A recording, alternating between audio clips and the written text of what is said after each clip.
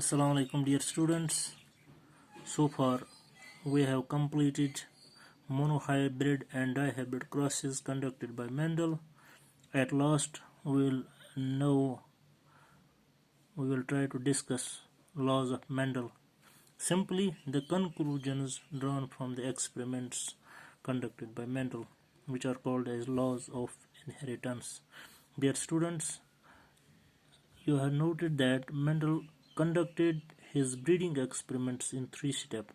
In the first step, he selected pure pea plants. Then in the second step, production of first generation by cross breeding, and third step was raising second and subsequent generation by self-fertilization of hybrids. Mendel postulated that there are a pair of unit factors controlling each character, one inherited from each parent. These factors are the carriers of hereditary information from parents to offsprings. At the time of gamete formation, the factors segregate, that means they separate, so that each gamete receives only one factor for each character. This is called as law of segregation.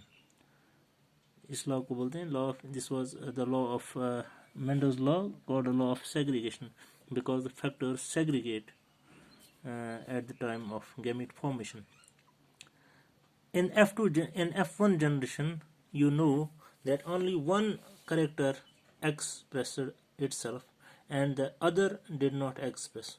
The character which represented itself, Mendel called it a dominant character, and the other character which was not expressed in F1 generation, that was called as recessive character. The characters are not lost even when they are not expressed.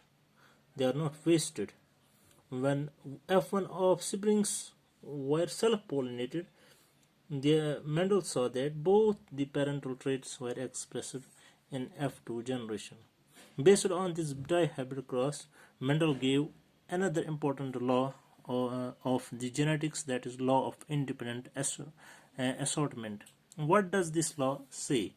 From F2 generation of the dihybrid cross, Mendel postulated inheritance of factors controlling a particular trait in an organism are independent of another. This is called as law of independent assortment.